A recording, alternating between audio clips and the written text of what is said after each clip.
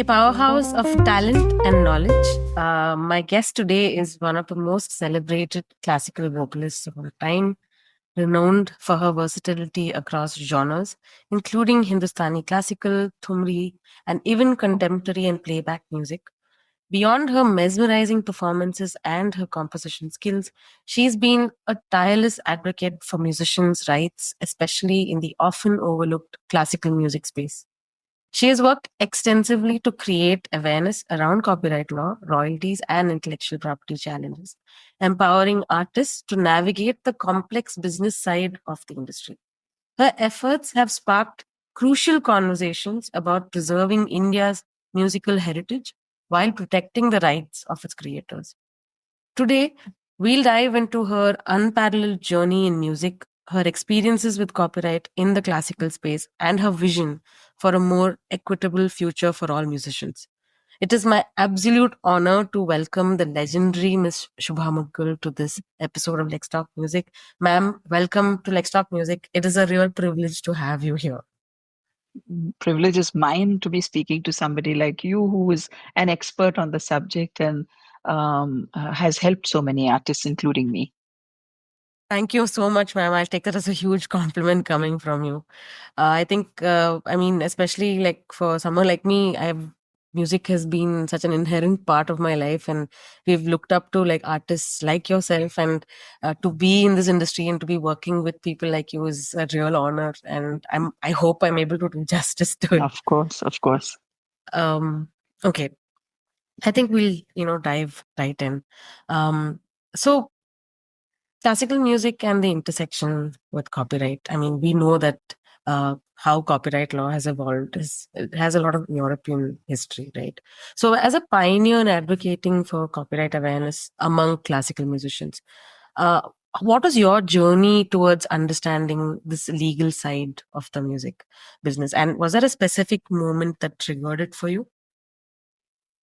Well, let me start by saying that most students of classical music, including me, we have no idea of what this entire business of copyright, legalities, Mm, royalties, licensing, we have mm, virtually no knowledge of this because this does not form part of our training at yeah. all. Um, if at all, our training does address issues of acknowledging authorship, and that is taught to us in a very, very simple way. So, for example, if my guru were to teach me a composition that was either not in public domain or in his or her knowledge was composed by another great guru or composer or scholar musician, he or she would teach it to me and say, remember, this was composed by so and so great musician. The practice and the convention in Hindustani classical music has been for composers to have a pen name which is inserted into the composition. So let's say some of the greatest composers, Sadarang, that was the pen name, Sadarang and Adarang. Every music student sings compositions of these two great composers, Sadarang and Mm, Adarang. And so when you're singing it, you're automatically acknowledging their authorship in a way. In later years and in later centuries, other great composers also did the same. So, for example, my guru's name was Pandit Ram Ashray Jha, but his pen name was Ram Rang. So, if you hear a composition which in the lyrics has Ram Rang embedded in it, that was mm, the acknowledgement of their authorship. right. However, uh, it, I mean, we were taught to also stop or start a composition by saying, I'm very fortunate to have inherited this Mm, composition of the great so and so, and acknowledge the source from which you got it also. Yeah, And yeah, so in public, there used to be this acknowledgement. And even today, you will hear a lot of musicians, they make a gesture which is supposed to be of reverence and respect. Either yeah, they will, sort of bow before, just make a little bow, or they'll touch their ear to say, to remember that great musician and to yeah. acknowledge them. But that's the Mhm. extent of the acknowledgement. And should you not wish to do that, there is no penalty that is imposed on you. Okay. So, very often, also, I mean, if people don't remember or if people do not have access to that information, it could be a situation where the author is not acknowledged. Hmm. Um, Interestingly, women composers have not too often had a pen name Oh, for some reason. oh, that's an interesting observation. But is there? I mean, is there any particular reason for that? I have no idea why it is like that, but while you will come across scores and scores of pen names of male composers, rarely will you find a female composer who has chosen a pen name and inserts it. Although in the early recordings, the earliest recordings, which were done on, let's say wax format, or in the when recording technology came to India in the early Hmm. 20th Hmm. century, you could hear people, artists say, my name is so and so, like my name is Gohar Jan, or Janki Bai Agre Wali, or something like that. The name and the place from which they came. Oh, Yeah, you will hear that on the record even now. even today. Okay, I that's mean, those are 78 RPM records, which we refer to as yeah, documentation and yeah. as part of archival material. Mm-hmm. But that does not really say whether they composed the composition or not. Exactly. Yeah. So that is Yeah. my next question. That doesn't mean that they've composed it. It's just that they're Yes. performing it. Yes. So one of the few women composers was the great Gohar Jan, uh, Mm. a leading star of the times. And in some of her compositions, you hear her name inserted. So one that I was taught, where at the end she says Gohar Pyari, and then that is part of the Mm. lyrics, you know. Okay. But Okay. that is, I would say, one of the exceptions. Many other women composers chose not to insert a uh, pen name. And so, in a sense, they could remain unacknowledged and Yeah. unrecognized also. Yeah. I mean, actually, that's now that you point it out. I mean, even if you look at like people who are in the mainstream, in the classical music space, I mean, we very few women composers, or even for that matter, like performers. Of course, we have so many, but as women composers, I find that hard to believe that there weren't any women composers. But it's Oh, more there have like, been many. There have yeah. been So many. In yeah. fact, today also, most of the leading uh, women singers, both in my generation and the generation before, Hmm. many of them compose. Composers. Yeah. So somebody like Dr. Prabha Atre, who unfortunately we lost just a little while ago, Yeah. maybe Yeah. less, I think maybe just about a year ago, A year ago. Yeah. she composed prolifically and also published her works in Hmm. books. Hmm. Uh, one of, you could call them one of my contemporaries, Ashwini Bhide Deshpande, she composes. She has Hmm. also published some of her compositions in, I think it's a 2-volume set. Hmm. Uh, but I don't think that they were using pen names. I Um, see. Okay. yeah. They're just using her, their legal, like the like proper names. And it's not a part of the composition necessarily. Correct. Ah, okay. But using the practice of adding the name to the Yes. composition The itself pen was name. the Yes. pen name Yes. was primarily men. Yeah, and an interesting way Yeah. to sort of make sure that Make your sure authorship. that, yeah, Yeah. authorship is acknowledged. Yeah. That's it's quite curious actually. I wonder if there's some other social reasoning behind that. I mean, one that I should point out, that in literature, Hmm. uh, we have so many examples of this. So when you sing a Meera Bai Pad, for example, you Mm. almost invariably have her name in the verse. Yeah. In the poem, it says Meera Kahe Prabhu, or Correct. Correct. Yeah. similarly Surdas, Yeah. similarly Tulsidas ji, so many others. So in literature, it was an established norm, Practice. Yeah. Yeah. and perhaps those of um, our composers, Mm. and this again you might find of interest, that a composer in the Hindustani classical firmament may Mm. not always be a lyricist. So Oh. when they write the lyrics as well as make the musical composition, they were often referred to as Vagyakar. Okay. That's What the does that term mean? that was used. Vak from speech, Vani, yes. Oh, okay. Okay. Yeah, Yeah, that makes sense. Okay. the Sanskrit term. Yeah. Yeah. But very often, people who actually wrote their own lyrics and also composed the musical composition, so they were the Vagyakars. But Mm. equally, a lot of classical musicians and great composers and luminaries in the world of classical music Mm. would take existing classical poetry, Mm. let's say temple texts from the 16th, 17th, 18th century. Mm. They would take a large poem, often referred to as a pada, Mm. extract a few lines from them, Mm. and set them as a khayal composition or a tumri composition.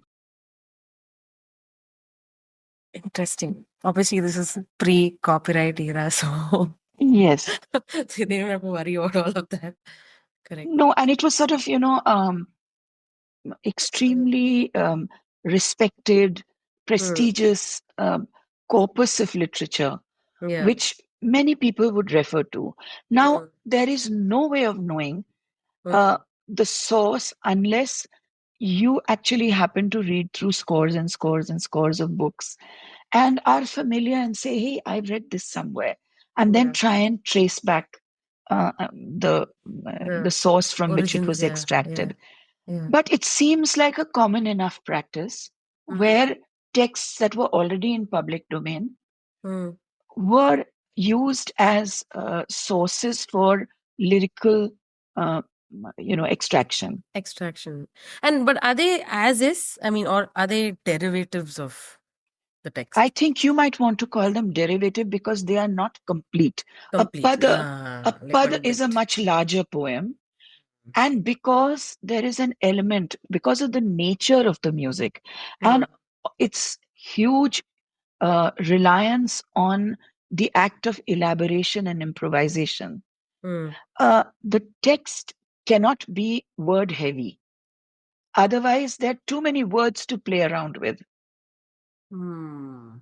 So instead of using the entire poem, let's say 20 lines or 25 lines or 30 lines, Mm. these great musicians and composers very cleverly extracted maybe a couple of lines and used them as just enough on which to peg the improvisation. Because you see, in Hindustani classical music, the composition is like a seed idea.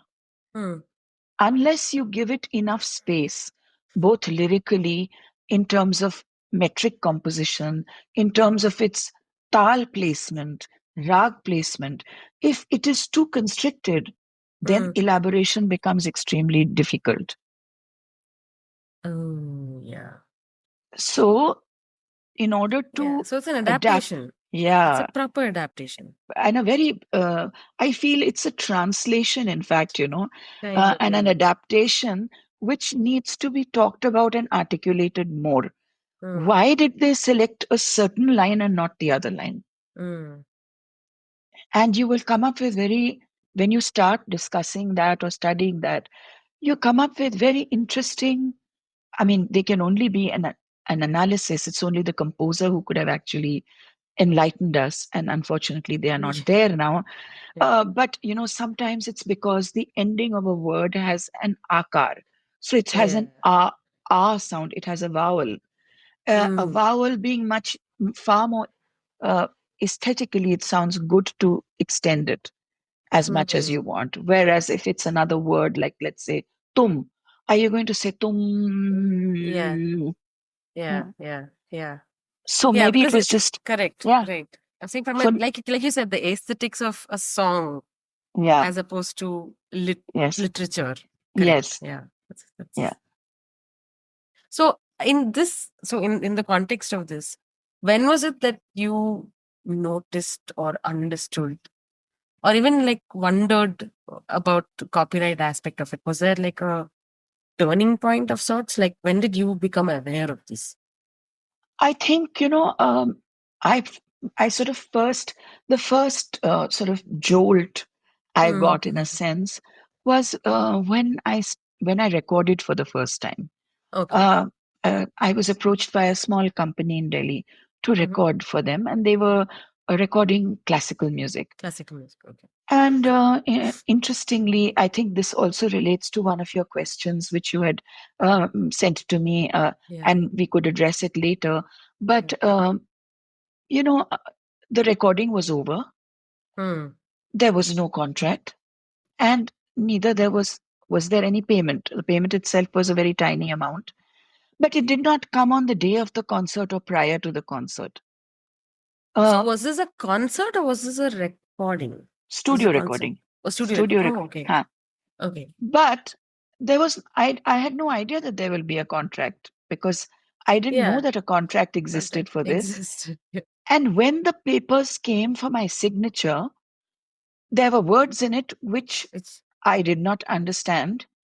And mm, there were also, because I'm literate and because I'm uh, fairly well educated, there were sentences and phrases which didn't seem right. mm, And it was giving me an uncomfortable feeling. mm, mm, For example, it said that this repertoire now becomes the property of the label. And I was saying, I've sung ye- X, Y, and Z rag, and it is not mine in the first place to say that yeah. now it belongs to so and so label. So Mm, either they have to change that to say something in greater detail about what it is that they want to own mm, and have to explain this to me. And I raised these issues with the owners, the proprietors of that label, and therefore my producers and publishers in this case. mm, And uh, initially they indulged me, mm, and they said, finally, it came down to an irritated answer, which said, we've recorded so and so great person with the same contract. They've never asked us these questions. Who the hell are you to ask these questions? It just doesn't seem right for me yeah. to say that I can give away. I mean, it wasn't Rag Yaman that I had sung for that recording, but Mm, whichever rag is not mine. yeah.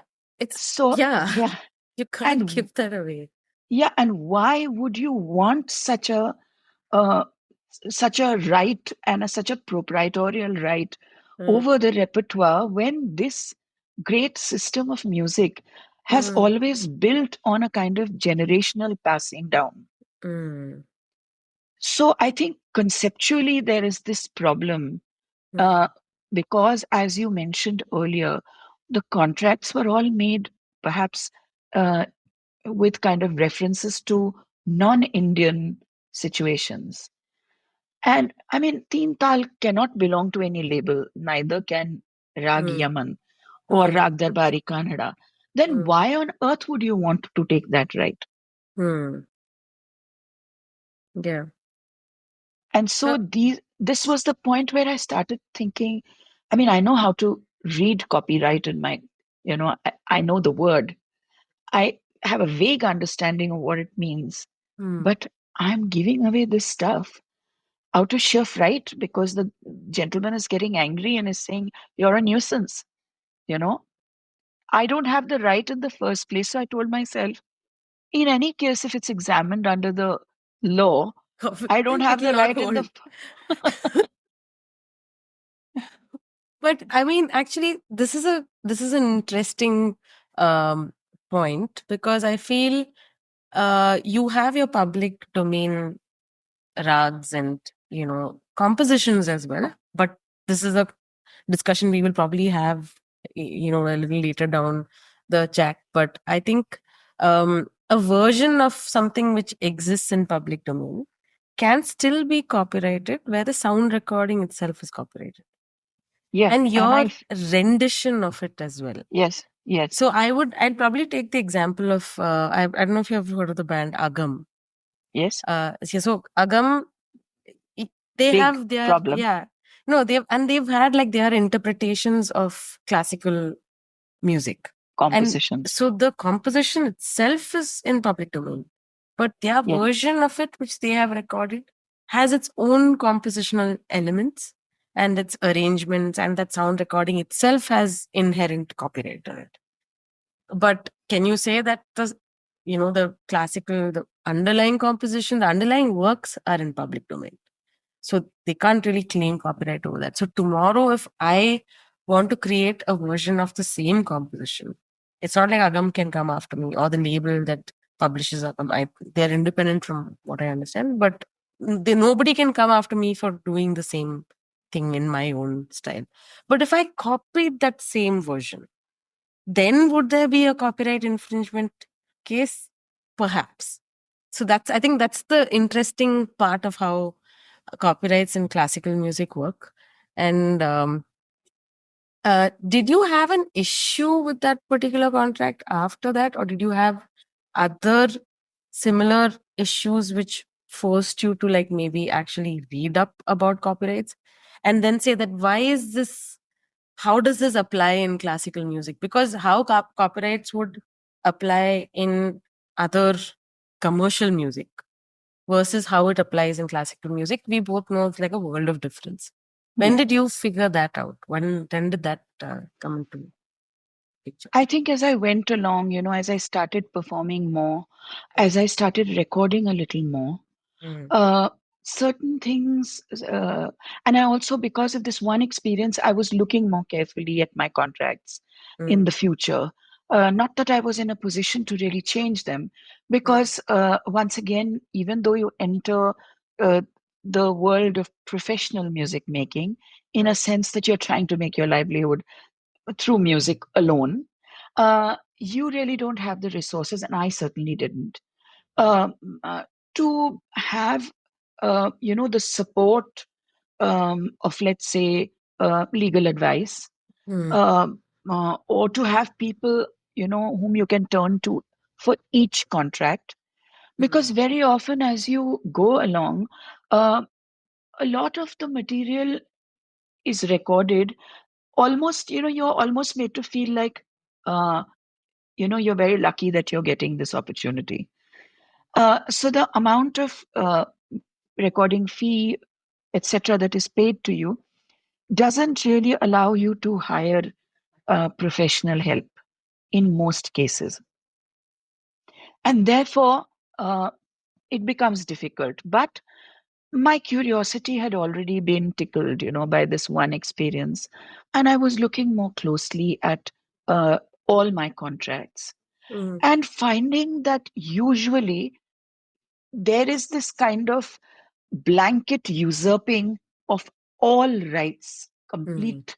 I mean, in the future, in any format developed in the universe, this, that, and the other. That, of course, is about distribution, etc. But in many cases, Sandhya, and I think even today, but I will have to check this before I make this claim. Let's say in contracts uh, which are actually sent to us by entities like the national broadcasting mm, agencies, mm, Akashvani or Doordarshan, for example. mm, And these were very prestigious organizations and still are. mm. Um, uh, People want to, and I also felt it was a milestone for me to start singing To start on seeing these something. platforms. Yeah. But their contract, at least the old ones that I have, was shocking.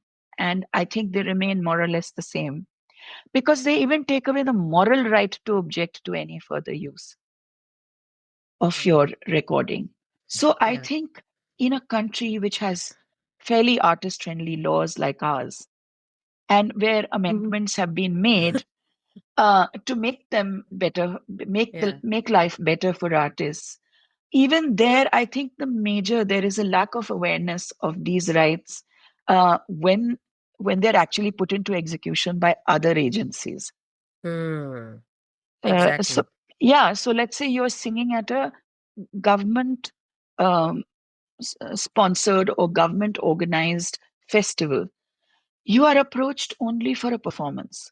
Hmm. At least that's what we know. I am singing in XYZ festival, prestigious, very old, very, highly respected. And so I'm excited. I find that my music is also being live streamed and actually live telecast by the national agency. Hmm. Nobody asks me. Nobody asks me. Yeah. And nobody asks, if they haven't asked me, they certainly haven't asked the accompanying artists, Hmm. whom I do not have the right to represent in any case, because we Yeah. are not like a There's no band or yeah, arrangement between the both. yeah, yeah. So, in a sense, in that one act, many laws are being happily broken and continue to be broken without Yeah. anybody even realizing what is happening. Yeah. That's really unfortunate actually, because I think that whole aspect that you mentioned about, how government, like these are really prestigious institutions of music Yes, and like yes. media and arts, right? And then when you see something so discouraging where they're saying you don't have the right to even defend your moral rights. Hmm. And I feel like even after 2012, which was when the Copyright Amendment actually imposed that you cannot give away or assign or waive your moral rights, you still had people in the industry imposing that on artists, especially Exactly. performing artists, saying that no, we're just giving you a platform to like showcase your art, so you should be grateful for that opportunity. And I think I genuinely believe that today things are a lot because of how I think awareness has played a key role. I feel like a lot of people are actually coming out and saying that no, we're not going to do that because we are enough to retain those rights. And the law very clearly gives us it's a statutory right, which I can't give up, or it's an inalienable right, so to speak, in legal terms. Which basically means that you can't give it up and you can't give it away to somebody Yes. else. So I think that is applicable across whether you're in classical music or in commercial or film. This particular bit is so important to every performing artist, and I think Absolutely. that should I think by matter of in as a matter of principle you should push back on anything which says that, because they come back and they say that okay, we'll give you language which says to the extent permissible by law or under law, which is redundant because it's not permitted under law. But it's just like okay, fine, let's put that in to like close this Yes. conversation, because you and I both know that if I take this to court, the court is going to void that clause. Yeah. So the law will not hold that clause applicable. So it's okay. I'm that's something which I can still live with. Um, but in the in this context of how copyright has worked, and especially post 2012 and all of that, um, and given how it works in the context of classical music, and this is a conversation we were having earlier, Yes. right? About how do you protect um, individual contributions in in classical music, which are still protected under copyright law. So basically, if it's not in public domain, Mm. and if you've come up with a composition that's based off something which sounds traditional, like we were talking about the other day. How is it, what has been your experience in terms of protecting the copyright in those compositions? Once again, I think it's a discussion waiting to happen. And I've been fortunate actually to have been part of discussions for several decades now, where copyright and protection of traditional knowledge was being discussed. Sadly, in those discussions that I participated in, and these were on different forums, let's say the Copyright Office itself decided to have a conference of stakeholders, and Mm. meet people from different genres and fields Yeah. to sort of say what they would want. Mm. But largely, when these discussions were happening, at least those that I attended and participated in, Yeah. the standards that were going that they suggested we apply were those, let's say, that they were applying for Ayurveda, you know. So the discussion was like we Okay. have protected, let's say, an Ayurvedic formulation. Therefore, you apply the same factors for, let's say, music, but that doesn't work, No. because that's just completely No. ridiculous. Yeah. Yeah. So I think the discussion that needs to be uh, encouraged and actually initiated Yeah. is not just between one or two people, Mm. but between a whole group of Yeah. musicians of different understanding, stature, experience, Mm. to ask that what is it that you want to protect. And I'll give you an Mm. example. I Mm. hope I can articulate it with enough clarity. So the idea in Hindustani classical music is for you to have a composition which is referred to either as a bandish or a rachana.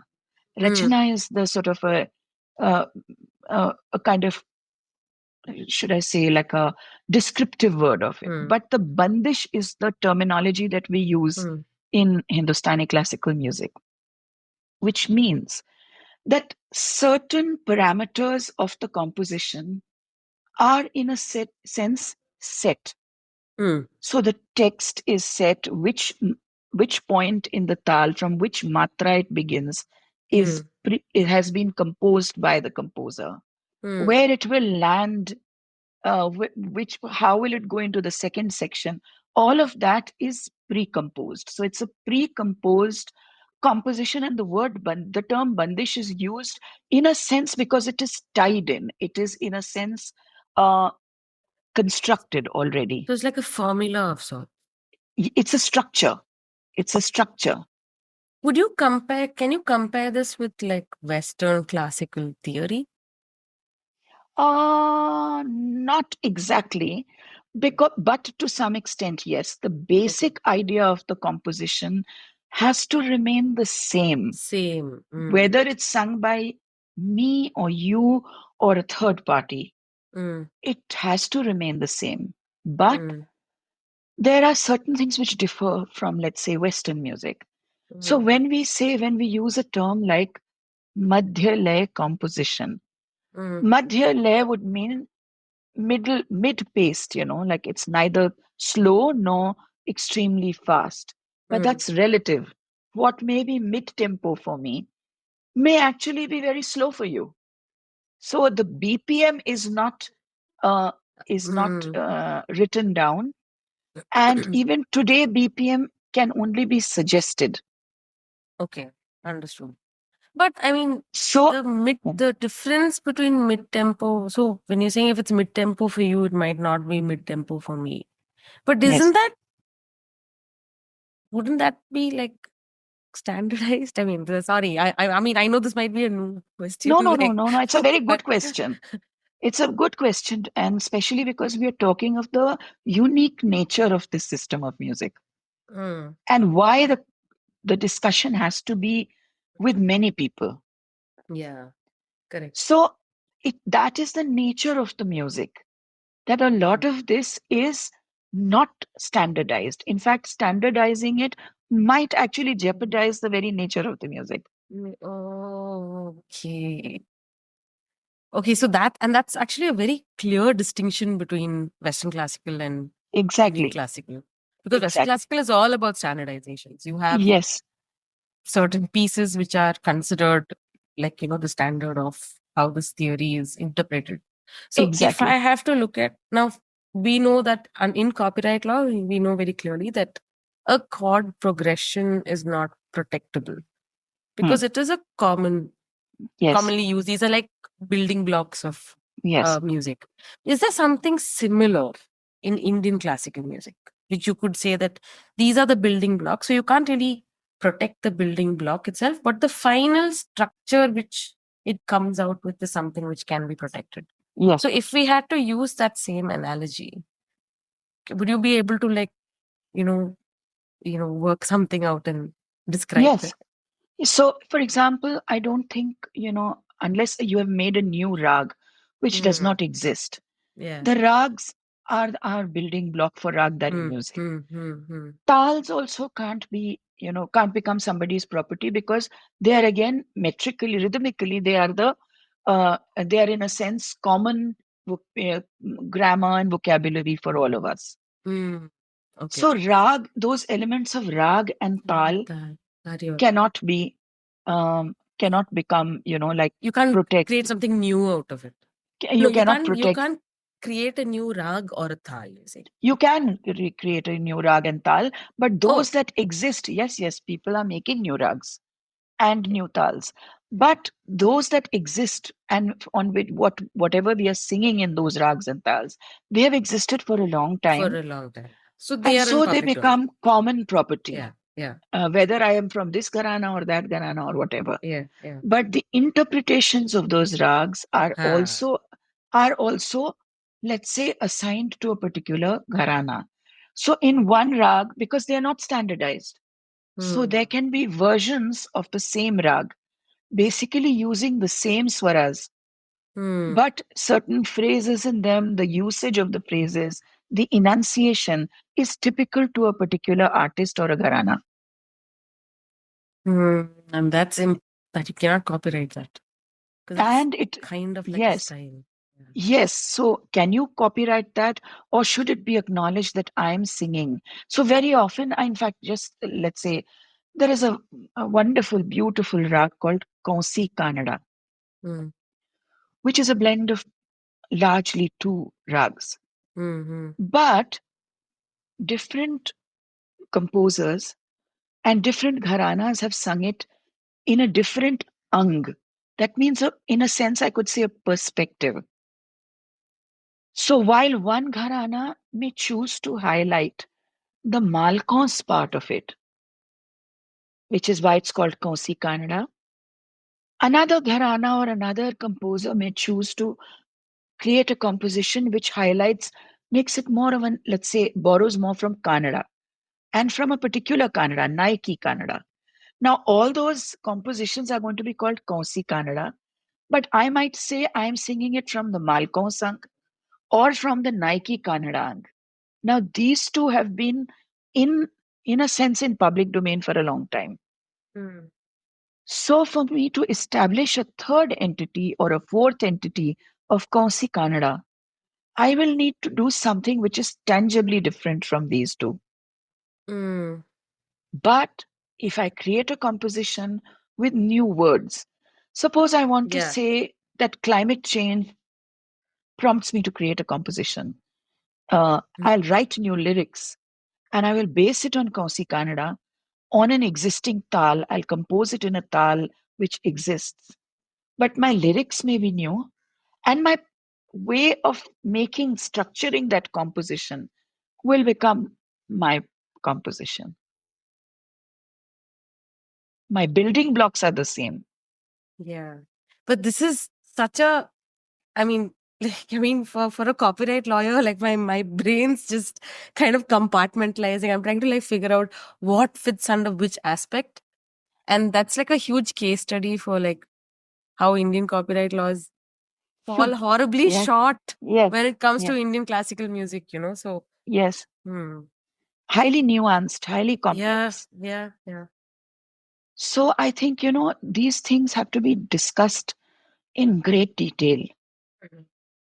And I think uh, a combination of immense legal Mhm. expertise and the willingness to listen to completely uninitiated people talking about an issue which you people really know so well. I think each of these things, have to be uh, many discussions on this.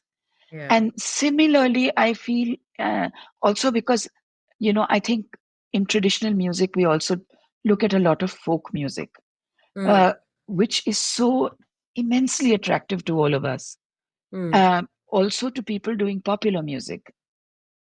And I'm Yeah. not so sure, I've said this time and again, that I'm not sure that everybody is out there with malified intentions, to exploit anything necessarily just because they want to steal something.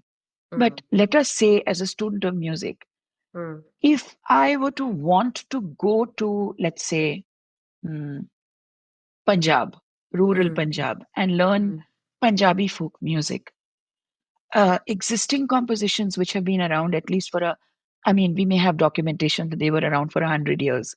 mm, Now, when I sing them, what acknowledgement should I give? If there is no, let's say, something that is a wedding song, which is sung in many, many weddings in Punjab, in Delhi, in the north, everywhere. But suppose I want to record it, who do I first acknowledge as the author? If it's community knowledge, how do I acknowledge community knowledge? If I acknowledge it, then in the current modus operandi, I also need to pay for it. Who do I mm, pay when there is no individual mm, who to whom authorship is assigned? And am I going to wade through, community histories mm, to be able to record that one song? Because that's that will make sure that nobody touches it then. mm. Yeah. So I think these are very important conversations where uh, we all need to talk about the challenges, learn from the challenges, and see how solutions. I don't think it's easy to It's arrive found. at a Yeah. solution, Yeah. but I think if the conversation starts, then it'll Yeah. probably a No, solution may emerge. I completely agree because I feel like now on the folk side, we've seen, I mean, it's not as common as it should be, but I have personally, I've worked with three different groups who have been attempting to kind of bring some kind of structure in terms of copyright protection to folk music, where you have artists from different communities in a particular region, coming from certain tribes, certain villages, where they're bringing very specific cultural art forms in the context of music and building an album out of it, where they're creating like a trust fund where all the royalties go to them, and then the village gets Mm, access to the revenue that's generated from those albums or those songs. These are very small baby steps, of course. It doesn't really mm, solve for the much larger problem, but I think if you think in the same lines, I feel like we could maybe extend that the same workflow to classical music as well in some form and format, because yeah. I do know that especially in Hindustani classical music, with the gharanas and the kind of the contributions to Hindustani classical music, a lot of it just goes, I mean, I don't know, like unsaid, and nobody's Mm, really. You do need to pay bills at the end of the day. I yes, mean, yes. I also know that there is a mindset against money in the Mm, classical community, where they say that no, we want this to be part of the public domain because we think it's against the principles of classical music to mm, charge mm, for. I've had that conversation as well, where they say that performance is asking um, or having any restriction on recordings of your performance, and saying that you cannot put it up on any other platform or make any money on it, uh, where the organizer is actually making money out of it, but the mm, performer gets nothing. And these are mm, all original renditions, like live renditions of traditional compositions, which are, to a large extent, you can say that they are copyrightable. mm, And the organizer has sound recordings, and then they have monetized it. mm. So I feel in the process, it's the community of artists who are suffering. Yes. So in the name of saying that I will not charge, I will not create scene about it from a royalty Impediments. Yeah, perspective. yeah, Yeah. yeah, So yeah. what is your idea on that? Like, what is your opinion on that? Because I'm 100% certain you've kind of faced something similar. So No, I feel if the law in my country gives me the right yeah. to say that no, I mean, without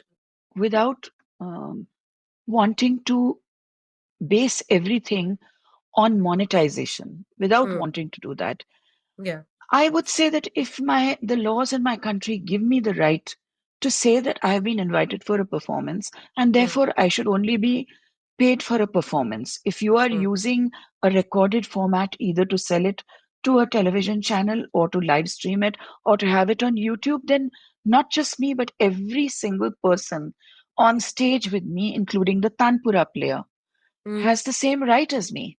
Yeah. I Performance. am Yeah. nobody to either say grandly say, yes, I permit.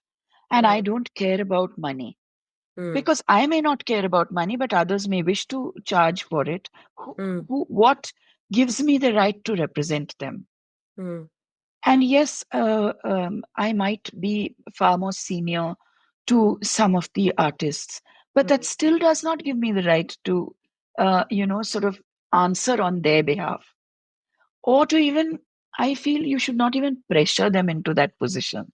mm, If you have said, please come play Tanpura for me, mm, then if you are giving the permission, you have to say, well, you have to ask each one of them mm, individually. And they have to take, nobody can uh, wrest that right from them, including me. mm, Uh, I do know that there is a certain amount of pressure on younger people who are starting out that, look, we'll be considered difficult people if we make these decisions. yeah. But I think it is up to all of us who care and love about the music. And maybe Yeah. this sounds idealistic, but finally, what is it? It's the music that we are all crazy about. Mm, Then, to make life easier for musicians, I feel it is very necessary to not have these hierarchies and mm, to not believe that you are in an exalted position where you can take decisions on behalf of others. I mm, think it's very necessary to, in some way, give each person on stage the a right that they have. You are not mm. giving it to them, it's the law that is Yeah. already giving Exactly. it to them. But this Correct. is never adhered to. This is Mm, never, ever adhered to. We mm, are never told. And more importantly, I feel another reason why I would want something to be on record is mm, because it becomes a document of my work. When I'm mm, gone, somebody sitting there across the world may search on YouTube and find something that I have done mm, and start looking at more of my work. mm, Isn't that also one of the purposes mm. with which you record? It's Because your that legacy. Yeah. recording outlives you. Mm, But I feel when such work is done by organizers and when they take it upon themselves to mm, say that, no, now I've paid a performance fee, I can do mm, what I like. mm, I feel that is not correct because in a concert, mm, there can be in a live concert, there can be many situations. It can be a very good concert, but it may mm, not be your best day. mm, Or even if you are performing very well and so is everybody else, there can be issues of all kinds. Let's say mm, the electricity goes off and there's no backup, or the mm. backup also fails. And it's happened just 2 days ago with me. Oh no. Okay. So now, what is the point in putting that out on social Fair media? enough. Yeah. Yeah. Huh? A point where you're seeing a black screen and a few telephone torches, mobile Mm-hmm. torches, and you're hearing some sound, what is the Yeah. point in putting that out and Yeah. leaving it? That's a bad document of my work.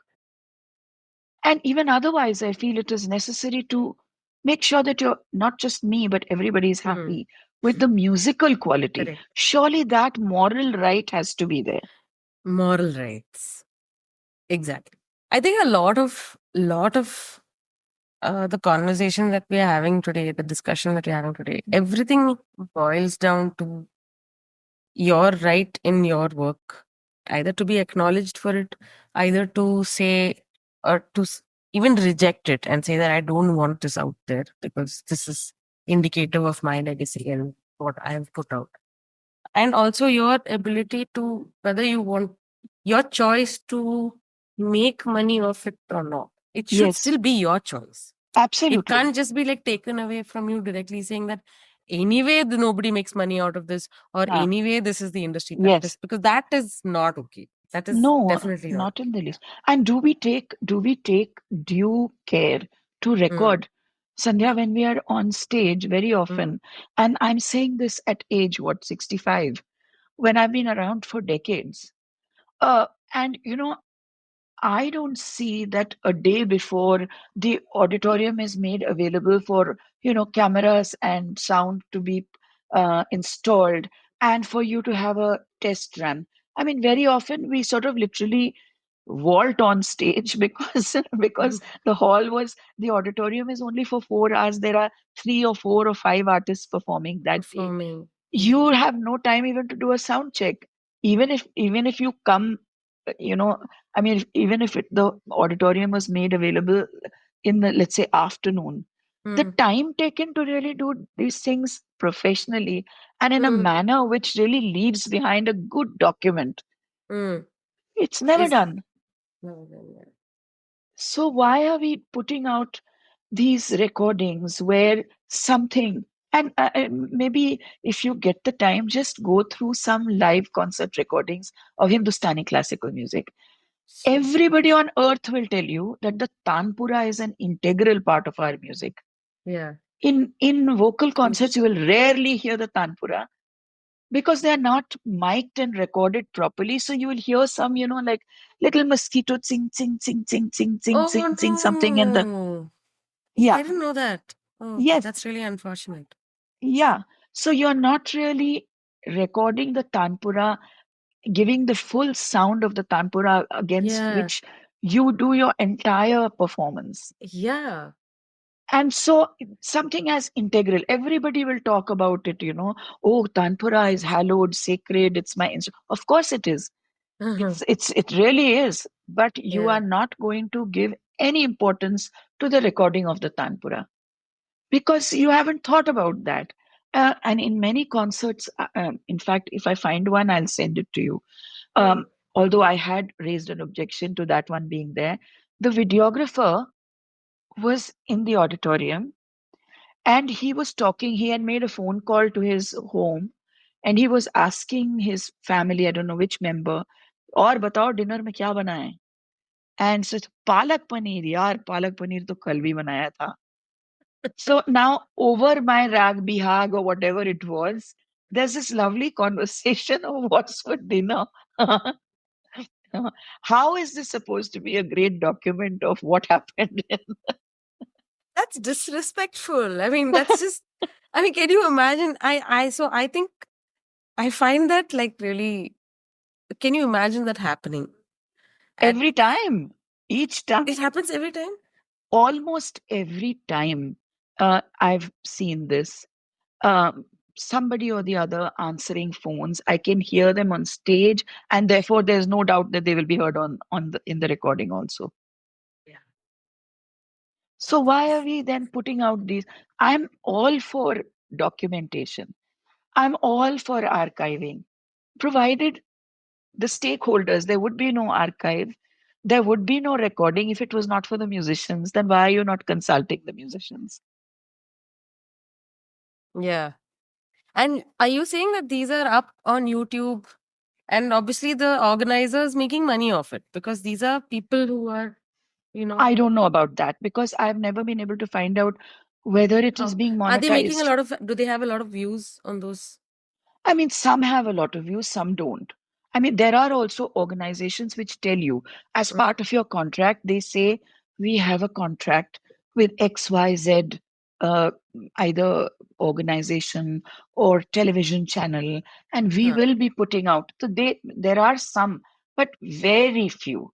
By and large, if I have the, let's say, if I'm singing a dozen concerts in the next, in the rest of the year, Hmm. I would say that perhaps not even one has discussed this with me.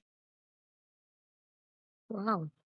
Yeah, Why? I mean, what I know this is not. This is maybe a unscheduled question, but what I couldn't help but thinking was that throughout whatever you've discussed, especially your experience with your live concerts, and even the discussion that you have with organizers, is the inherent difference between the way classical music performances, artists, and concerts are treated compared to the other commercial music concerts. or even do you and since you've done playback, you've done indie pop, which is not classical, have you seen that difference? And do you think that that difference has grown and gotten worse over the last decades? So I think largely, and I apologize in advance if this is proved incorrect, but largely there is just no system of contracts for Mm, classical music concerts. mm, Earlier, we all used to, when the mobile phone wasn't there, we used mm, to all make trunk calls, like book calls and yeah, talk to organizers outside the cities that we were living in. yeah. And at best, a telegram would come in some official cases that, oh, you have been selected to perform at so and so festival as per Mm, discussion. That's it. mm, What the mm. discussion was never documented. In more recent Oh, so years, an no mention of email the may be sent, fees. Okay, email. an Okay, huh. email, but a proper contract is an exception even today.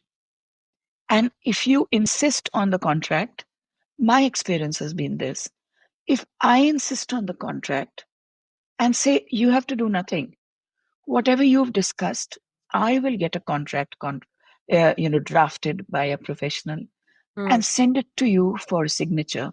mm. I have even faced a situation where they said, no, no, you're too, this is too formal. Let's not do this. Yeah. That's And scary. also, given the nature of litigation in our Mm, country, let us say we have a contract where XYZ was promised to me, mm, including a proper sound check mm, 1.5 to 2 hours before the concert, mm, was not done. And somehow we managed to get through the concert. What am I going to do? If I start going to court, I leave behind when I die dozens of lawsuits which are pending decision or even discussion in court. yeah. And for what? What is the, you know, just the sheer numbers don't work, Mm, Sandhya, mm, in classical music. When my basic fee for singing a radio concert, even if I'm a top rung artist, mm. is not even a lakh of rupees, please tell me, what am I going to value that suit at? Yeah. And consider the expenses, just the bare expenses, leave alone legal fee, etc. Mm, mm. How long and how much am I going to do? I will go mad and I will cease to be a musician. I hear you. That is the unfortunate truth of the matter. Mm, However, anybody, I have just met a few artists who have announced grandly that this is the golden era of music for musicians in India. Well, this is the sad golden truth, far from golden. yeah. What is the, what is my, I mean, finally, in a law court, I'm going to be asked, what was your fee? So, what do you expect to get from this? What am I going to say? And when I'm saying a lakh, that's, I mean, it's not as if everybody is getting paid in lakhs. Mm, So, I think, uh, we have to be realistic, we have to be practical, and at the same time, keep working towards creating a better future for mm, our artists. But that desire to do that must also come from the artists. mm. It Yeah. cannot be, there are certain communities that are called, uh, they are called, jajmani. That means a patron, a yajman or a Ha ha ha. patron was actually looking after them. Okay. I feel part of the problem lies in the fact that Hindustani classical music is also very jajmani. Mm. Reliant It's on the like, patrons. yeah. Yeah. And so you have to keep doing this Mm, to the organizer. mm. Not every organizer is like this, but Yeah. by and large, there is such a sense of, because concert opportunities and well paid concert opportunities are not too many. Therefore, people feel beholden to people who give them an opportunity. And if you are not going to take this into your own hands, who else is? Correct. And I think that whole concept of the patrons, having patrons, is a very, that's pretty much how it came about, right? Like you have Yes, the courts, and the king and the local feudal lord would be the one who would, take yes, care of, the particular gharana, or like, that, basically endorsing the arts in that region. yeah. And I guess, but what I don't understand is, how did copyright law in music even, like, get applied without understanding how Indian classical music works? Because I feel like there's a huge oversight over there. And even in terms of, like, now, for example, with streaming revenue, I feel like streaming revenue is something that uh, is a widely discussed subject for commercial music, whether it's film or non-film. And how does it apply to classical music? Who's generating streaming revenue there? Because when we look at streaming revenue, the person who owns the sound recording is the one who's generating royalties Hmm. of, all your streams and downloads online. And none of the classical artists are actually generating any revenue from it. So how do you think that should change? Is that a conversation that we need to actively have? Because most of your consumption of music is online, and someone is making money there, but it's not specifically in the classical community, it is not the artist.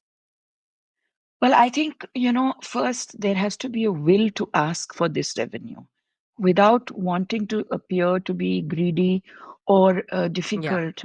Also, there is a tendency, and I must say that listeners, lovers of Indian classical music, want to consume everything free of charge. They are Hmm. not interested.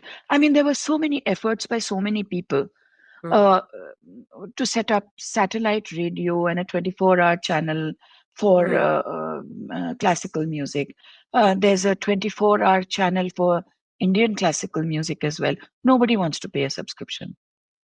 So I think both the listener and the stakeholder, the major stakeholder, has to first believe that that there is life beyond that immediate concert opportunity.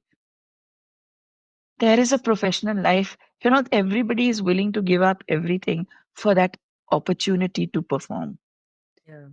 Take away whatever you want. So I think if that is the approach, and if consumers of that kind of music, or Hmm. people who talk about how things were so great in the past, etc., etc. I mean, look, in so many cities in India, classical music was served by small clubs and circles of music that was set up with either a small or a large subscription. So you paid yeah, and they exist even today. So, In Mumbai, hmm. in Mumbai, there are these circles, music circles, which was set up a long time ago, where people, ordinary people, paid a subscription fee of, let's say, 500 rupees per year, or life membership was for 2,000 or 3,000 or 5,000 rupees a year. I mean, annual fee, or a life membership was for 5,000 rupees. So these circles became major event and concert producers. Hmm. So it's not as if the subscription model is not known to Hindustani music. Exactly. Yeah. Why are we not becoming realistic and making it possible for those circles to remain in touch with reality and ground level reality? Through Uh, tech advancements. yes, Yeah. exactly. And many of them are also putting up YouTube channels. There you go. Yeah. But again, recording and putting it on, we want to do it for the spread of classical music. Okay, fine. I can say so. Okay, if I am ready, ask the artists if they are agreeable. One time, not every time. Na? So, Mm, no streaming revenues, no royalties of any sort. I think we all need to realize that reality today is a little different.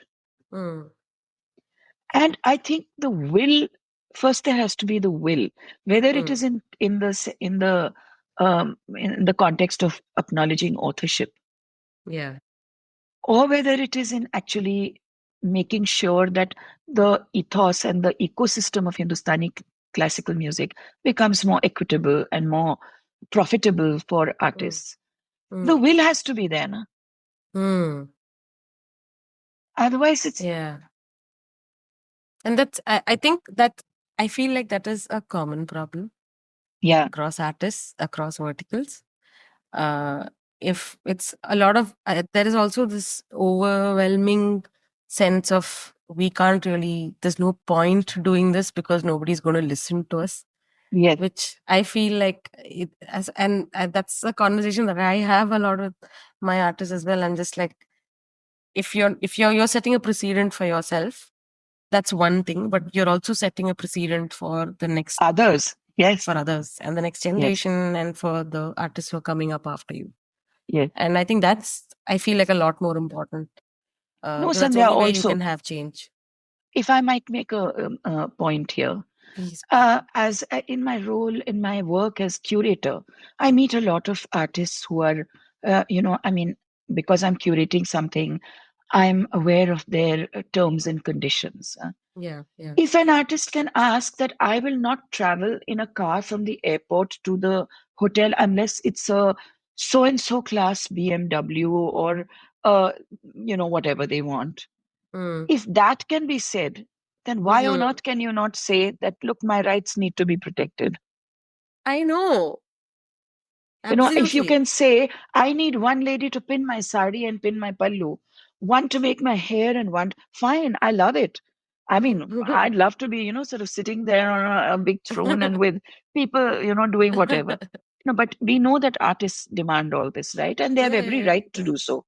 yeah. They have every right to ask for a particular brand of coffee in their green rooms and Hmm. 5 kgs of dry fruits or whatever they want. But I've come across all these demands. 5 kg. And Okay. mind you, 5 kgs, and if it depletes and is less than 5 kgs during the intermission, then you replenish it. Okay. Uh, That's So, I mean, I've okay. had all sorts of discussions on this. But if you can be so wonderfully particular about all of this, I'm not grudging you those 5 kgs of dry fruits or that lovely, like very posh ride in a gleaming vehicle. I have no issues with that. But you cannot remember, you have no idea Yeah, of what your rights are and how you would like to protect them. yeah. Or even if you have rights, you may protect your own but not care two hoots about the band. Mm, So I think the will to sort of ask for all of this, and not mm, just for yourself, for mm, everybody to recognize the importance of the people on stage with you and even mm, off stage, your crew, I think is one of the things that needs to be taught in the manner that mm. parents teach good behavior and manners to children. It's Yeah, something that needs to be, inculcated. yeah, yeah. So I think that's a very Absolutely. important thing that needs to be taught and should be included. The Mm, business and the uh, very, very complex world of music business mm, also needs to be taught in schools, colleges where music is being taught. absolutely. And You can't, across genres, yeah, right? yeah, You can't yeah, say that I'm a classical musician, all of this doesn't apply to me. It yeah, does apply to you. yeah, exactly. If only you take the interest in figuring Yes, out how it would apply to you. yes, So yeah, yes, yes. great.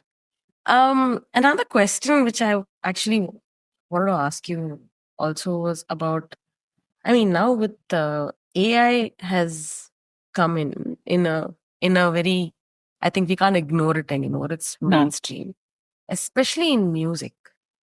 So there are two, I feel like, schools of thought. One is that they feel that AI will be helpful and instrumental in preserving cultural heritage. And some are of the mindset that this would dilute it and Mm, actually not maybe take away from the artist's livelihood as well. What mm. do you think, ma'am? How do you think, is there like a middle ground here? What do you think about AI, and more specifically in classical music and in the context of protecting cultural heritage?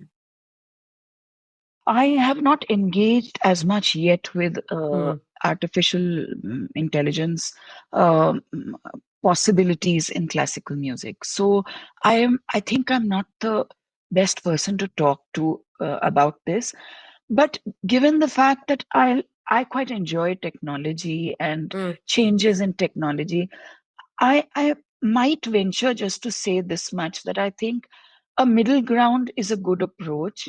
Hmm. Uh, I I mean, I'll give you, well, that really doesn't have to do with AI, but in Hmm. some ways it could.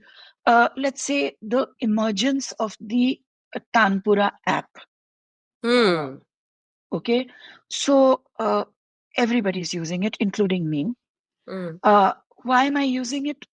Primarily because there is a certain convenience attached to it. Hmm. To explain further, let's say there is a young person coming to learn from me from Gurgaon. Hmm. Uh, I live in central Delhi.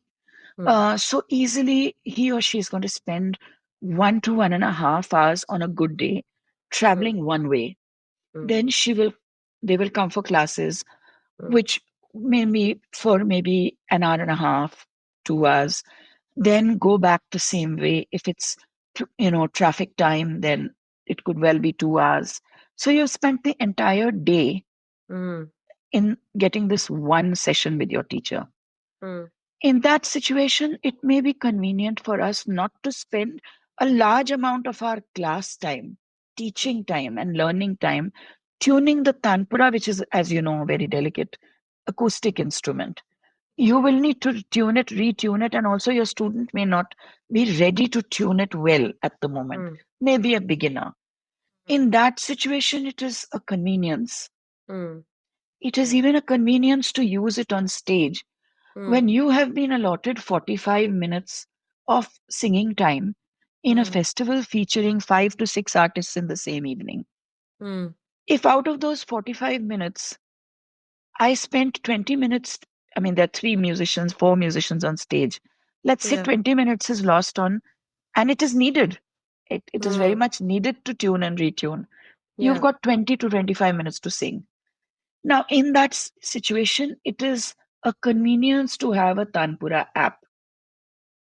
But at the same time, that ear training, which was such an integral part of your training in Hindustani music, Hmm. the ability to tune Hmm. a tanpura actually makes your ear far sharper than many other exercises.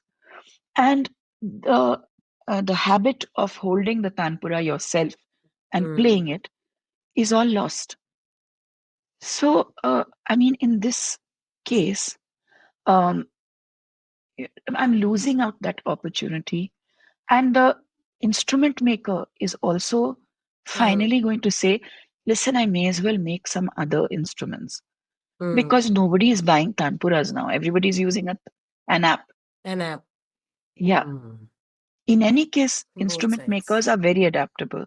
They have started making tanpuras, which are acoustic tanpuras, but they're also made for portability. So the huge tumba, which was Hmm. so fragile and which could break in air travel, they've started making flat ones. Oh, Yeah, yeah, okay. a But lot doesn't of that work. change the sound? It does, but you are miking. There is hardly any program that is happening where you're actually not miking everything. Hmm. So if Hmm. you're using amplification, then good enough. I mean, Yeah. Yeah. so it serves both purposes. And I feel it's a Okay. good exercise to go through if you're doing this in consultation with a master craftsman. They've made beautiful Right. portable Okay. tanpuras.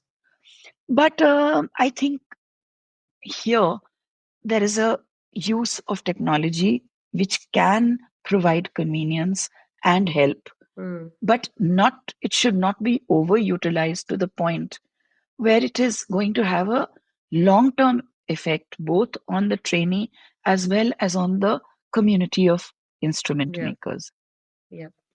And I mean, I think that's a great analogy because this is something which one of the discussions that I've had about generative AI in music is that you treat generative AI like you treat any technology, right? Like, for example, when you had your Logic Pro or any of your digital workstations coming about, there was a wave of musicians and composers who said that you're basically saying that I can create music without an instrument, which Hmm, is not real music, which is not hmm, so. But I feel it enabled a lot more musicians to come forward. So even someone who cannot play an instrument started using a digital workstation and then perhaps picked up an instrument because they realized knowing the instrument made their skill with the software a lot more, better, a lot better. yeah. I hope that that's what AI will do for music. But the fact that you have platforms being built of copyrighted material and then churning out music without crediting original Hmm, composers is a problem. So hmm. in the context of classical music, I think I can't remember the name of the app right now, but I there is an app called it's called Moobert, I think, if I'm not mistaken, which generates Western classical music, which sounds a lot like Beethoven and Mozart and Bach. And obviously, everyone's just like, it really doesn't matter because all of that material is in public domain and you're not really infringing upon anyone's rights. And from the last I read some places that there is an app that is being built, similar app that is being built For for classical music. for classical music, which I think is fascinating because I'd like to see what the outcome of that would be. If you're still playing around with, uh, like you mentioned, the bricks, the foundation tools, which are in public domain, and if you're creating something new, are there any rules in classical music which you shouldn't break? Like, is there something you think AI might end up doing, which could then be, I don't know, blasphemous to the community? I'm not so sure about blasphemy, but I Mhm. think perhaps we need to examine the very nature of the music. There Mhm. is a dynamic, organic quality to the music. Mm. So, for example, many years ago, I was visiting a university in Pune where a researcher was working on, um, you know, um, permutations and combinations in Mm. rag phrases. So, Mm. what do we do in a rag? We keep on elaborating on the basic phrases of a rag, right? Mm. So, Mm. he was trying to see whether a computer can throw up all these, combinations and permutations. Now, I think it's great, I was in awe of the Yeah. computer that within that, it was just throwing up Mm. 500 permutations and combinations. What Yeah. has to be examined is how we are going to use them in actual performance. Mm. So finally, you have to sing those compositions or play those Mm. compositions or play, Yeah.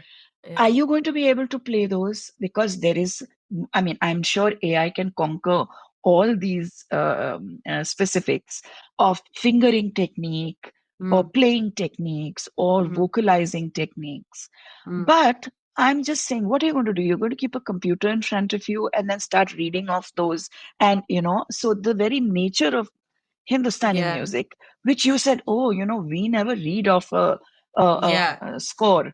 We So come up with this new, with it. fresh thing, Yeah. spontaneously. Yeah. Then where is the spontaneity? So Mm. I think it's always fascinating to me to see how all of this really works. Mm. But I think at the same time, it's its usage and how it is finally going to be used in actual performance or recording, that remains to be seen. Mm. I mean, this is, I think, or the next few years are going to be quite interesting Crucial. for, yeah, and for the music industry, especially in the context of AI. But I mean, now I think, kind of like wrapping up, based on everything that you've experienced as a performer, as a composer, um, you've um, what's been the most challenging part for you to, like, I mean, you've also talked about how it's been difficult getting artists to band together, right? Because a lot of them just say that I don't want to be a troublemaker. I don't want to be the person who's asking for too much, because then it'll be considered too much. It might not necessarily be asking for too much. But what is what is your advice for the, for the musicians who are coming into their own now, for musicians who are in classical music, or who want to, like, maybe move or do more in non-classical music, based on your experiences, and what do you think will empower them to do more, to do better, not just for themselves but for the community? I think, I mean, I can only share whatever uh, I know both about the music and Yeah. about the ecosystem with them. It's like a sort of making them aware that this also could be an issue. You need to Mm, keep your eyes and ears open to mm, these factors as mm, you go along, and as you commit to making to being a music maker, a 24/7 full-time professional yeah. musician. Perhaps these are the things that you need to Mm, look at and sort of keep in consideration. mm, But I don't think I can prescribe anything, because I think it's a question of each person's, how should I say, it's like that that strange urge to make a particular kind of music. mm, So unless you feel drawn to a particular aspect of music making, you're mm, not really going to, be drawn to it. yeah. And also, each person has to. I mean, I treat them. Most of the students coming to me are adults in their own right, and all I can say is that, look, I've had these experiences, Mm, and so watch out. But whether or not they choose to even think of those or to consider them um, is really their own yeah. decision. I'm there to speak to them if they wish to consult me, but beyond telling them that here's something you might want to look at, Mm, I feel forcing things down anybody's or recommending or prescribing is not what I like to do. I okay. just like to say, this is what I've been through. See, Yeah. I hope you don't have to go through the same thing. Yeah, fair enough. And if you had like a wish list, right? Like, if you, based on the kind of things that you've experienced, if you could get some things fixed, if, like, you're just like, okay, these are the problems that we've faced in the music industry and they've persisted, what are the top three things that you wish would, you know kind of go away and would make, I feel like, make it a lot more equitable for artists to, you know kind of like have a sustainable profession as classical musicians and as musicians? I think, I would really want in every sphere for there to be greater representation of artists, Mm, whether it is a discussion on GST, or mm, whether it is a discussion on copyright, or mm, whether it is a discussion on uh, health and, let's say, insurances for instruments or mm, health insurance for artists. mm, I think what we have not been able to do is to mm. keep the artist central in our planning for culture. Correct. We have talked about, I mean, when we have conferences, it's usually the better known people who are called. But am I, let's say, or any other artist, however well known, Mm, are they equipped to know what is happening in rural India with artists working in very small spaces or even within our own cities? Do mm. we have that experience to become representatives? We don't. You don't. Correct. And so I think one important thing that, and I think it perhaps a lot of answers may come from such an exercise. We Mm. need to have a census of artists in this country. Yes. Oh my God, that is so true. We How don't know can, how many artists are yeah, there. how can you plan welfare for artists when you don't even know how many people are relying only on music to make a living? That is so We true. don't know that. Correct. We don't know how many of them have health insurance. We have gone through a huge worldwide pandemic, but it has not taught us anything. Are we planning for artists in such a time? We were Mm. perhaps one of the countries whose artists were left to live or die. Yes, I know there was some. Everybody will jump at me and say, no, I did this for folk artists. I did this for. Yes, yes, we all did whatever we could. But on a policy level, what happened? Yeah, exactly. That's what I'm saying. Infrastructure wise, Yeah. And when that's you what say we such a used to do. thing, Yeah. when you say such a thing, then you become, you are abused, you are trolled. But the truth is, what did our agencies do for artists during those terrible 2 years? And I am not asking for money only. As somebody who was awarded by the government of India in 2000 with a Padma Mm. Award, there used to be a person from the local thana who would come occasionally and check on me. My family and my people who work for me would often say, there's a policeman who's come to say, is this still your address and are you fine?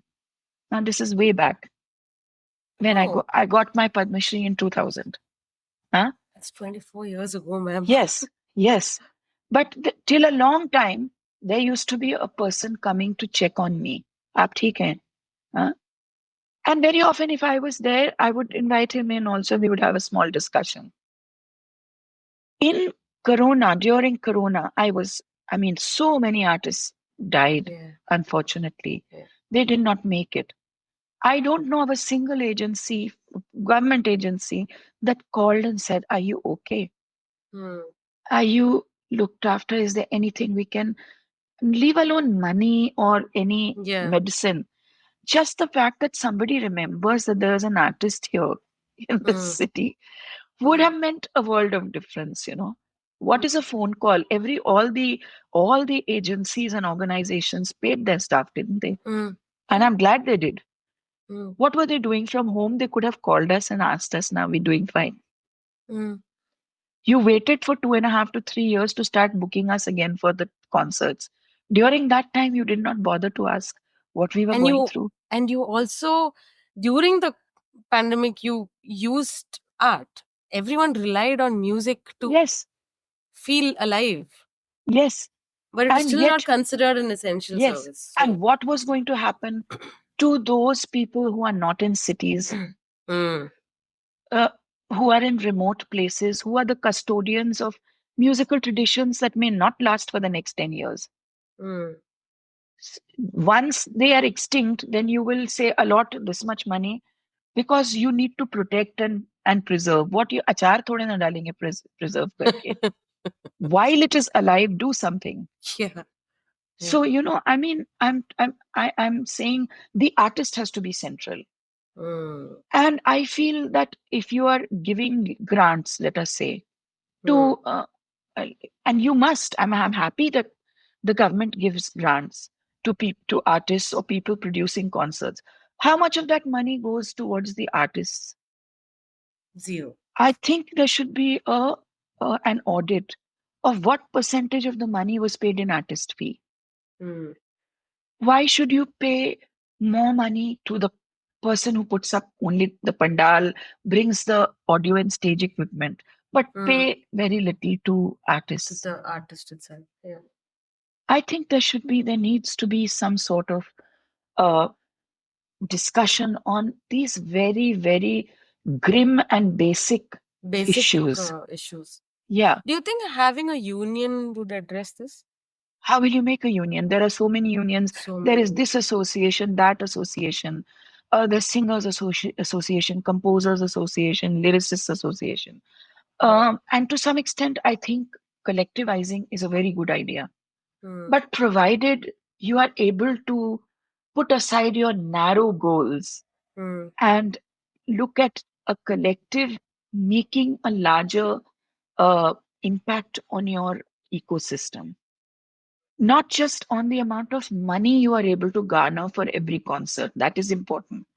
mm. But if you can get group insurance for everybody, for example, that would be Yeah. great. Health insurance, even for the oldest person.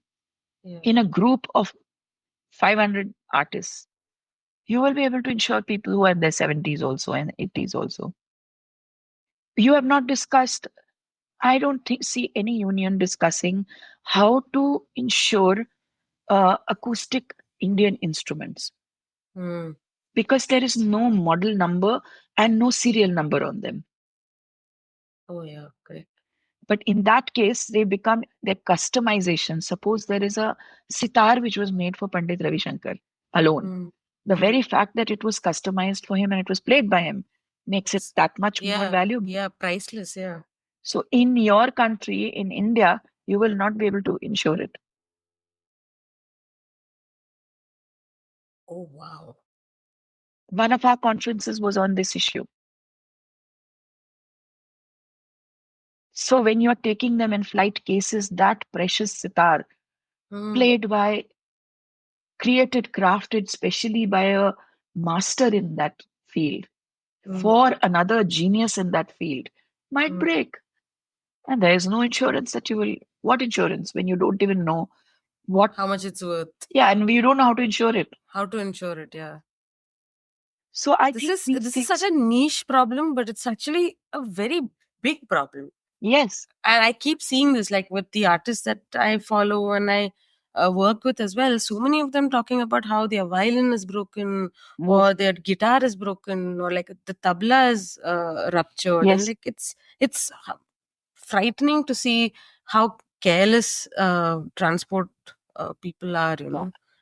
And So if all there's no these issues, insurance, it gets, yeah, yeah, it gets a it's problem. integral. It's integral, and even I think today in today's world, I know of so many artists who lost their instruments when there was flooding in Mumbai several years Right, ago. correct. Yeah, even What are in we going to Bangalore, say? for that Yeah, matter, we've yeah, had ground yeah, floor studios all washed out yeah, because, you yeah. know, yeah. So I think these are very important issues, and they're all to do with not just, I mean, uh, they're all to do with the business of music and making a system which really is, which really cares for the artists. Correct. So many concerts take place. Uh, I've seen myself, and I've written about this in a column that I used to write for a publication. In fact, the KK's death, for example, Hmm. really brought back this whole thing to me. And again, I thought, what a coward I've been. So I remember one very big official program where when we reached, it was raining cats and dogs. Hmm. And in fact, when we reached that city from the morning, it was evident. I mean, you just had to look at the sky to know it's going to go wild. Yeah. Nobody bothered to bring the program inside. When we reached, there was another performance going on of a dancer Okay. who slipped on the wet stage and fractured her leg. Oh. After that, my the audio engineer working with me was very clear. He said, "I am not going to put on a single machine. It could Yeah. electrocute all of us." Yeah. So we waited in the green room, which was a pandal outside, which was also leaking. So we were sort of huddled in one corner, which wasn't leaking. And then we were told that a very important political figure has reached that place and he wants to hear the music. So we waited for half an hour, 45 minutes, and each time we would step out, it would start again. Finally, you know what I did? I stood on stage with somebody holding a beach umbrella over me, and I sang on a -1 track for a while. But it could have meant that I could have been electrocuted there. And I did it because, see, these arrangements are not in my control.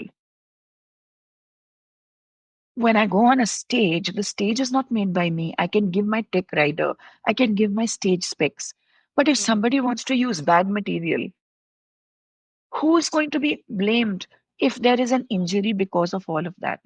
If a light falls on my head, I'm not the person who's made that I truss over there. know, and that's actually this is so this is really scary because I've heard of like singers falling through the stage, like where the truss has fallen on Yes, a singer's head, yes. and organizers don't really care. Yeah. So that onus of ensuring and actually having insurance for fire, etc., etc., it needs to be made a part of the entire permissions that are Mandate, yeah, given. permissions, exactly, correct, Yes. correct. Who is going to bother? Because when we go to meet the politicians, we are only doing this. I mean, we have artist representatives in the parliament now. Why have they not thought of these things?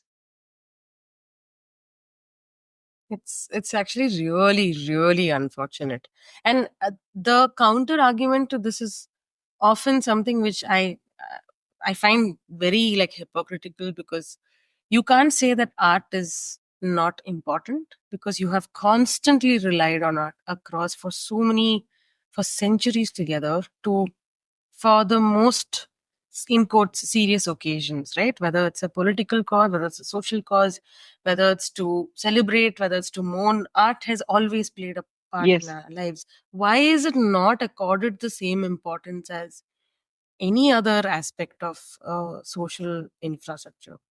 I and agree entirely. and and I that the fact that our media entertainment industry is not regulated, and the only Yeah. regulations that apply to it is copyright law and basic contracting, nothing else applies to it, right? Sandhya, you were saying earlier on in our conversation that now it's become a little better. You know why it's become better? Because if you put things on YouTube, you will get a takedown notice. So that Hmm. is why, otherwise, for all these big literary festivals and things like that, there used Yeah, to be big fights, that you get the IPR permission, I was told. You get the licenses, you pay for the licenses. But I don't know how can I apply for a license when I'm not the organizer. I don't know exactly, how the many people are organizer has coming, to get the how license, many, yeah. what tickets you are selling. How will I know that? That is happening because of the license fee that is being taken. It's not happening because you're respecting copyright law. It's happening because you will get a big bill for it. Yeah, yeah. Yeah. Wow. But so in fact, just earlier today, there was a post shared by I think he's an MP, he's by the name of Mr. Saket Gokhale, who basically attended a music festival in the Northeast and was very, he was very taken in by how great the artists were sounding. And he ended up having a conversation with a lot of artists around there. And every single one told them that the music industry is ignored, nobody cares about us, and, artists are not paid on time, basic Yeah. issues. So he put out a post saying, I want all of you to write to me and Mm. tell me the problems you're facing as artists in the Indian music industry. So I shared the post. I've sent him a very long essay. Yeah. So I I, think I will also. yes, please, ma'am. Which is what my next request to you was. I would like sincerely request you to like send your points across to him, because I'm sure, given your contributions to the industry, and how your achievements as an artist, I think it would be a crime to like not listen to you. So No, no. I mean, it will become immediately that he's a Trinamool MP. So now it will become a politicized thing. But I really feel that, yeah, I mean, to be honest, somebody like Javed Saab was able to bring everyone together. yes, And that has to be acknowledged, yeah, yeah, and I think whether it was artists from different fields or whether yeah, it was different political parties, he yeah, was able to do so when we were sort of lobbying for the amendment.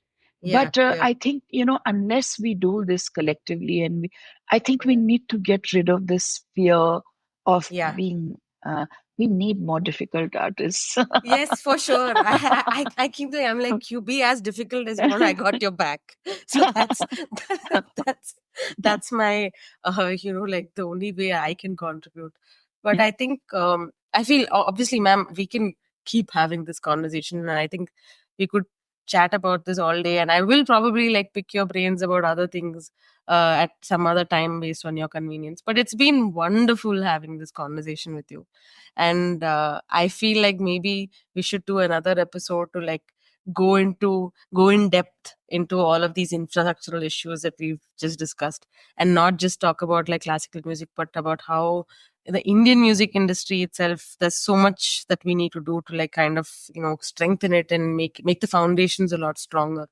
But I'm hopeful. I would always like to think that yeah, yeah, the more we talk about it, the more absolutely. chances are that someone else is going to listen to these conversations and think that, okay, yes, they make sense, and have this conversation with someone else. That's the way we create awareness.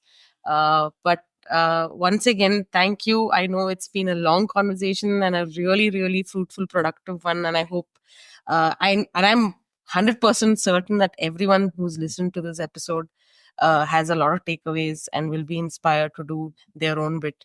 But thank Sure. you so much Thank for you. taking time out. No, no, thank you. It's wonderful talking to you, and it's really reassuring for me to know that there is, people are thinking about this and people who are experts. So I'm truly grateful that you did this, and hopefully we'll talk more with more artists joining in. Definitely. Thank you so much, ma'am. And thank you to everyone who's listened to our conversation. If you have feedback, if you have want to know more, please leave me a message on the email address, which I'll put in the description below. And once again, thank you for listening, and bye, everyone. Bye bye. Bye bye.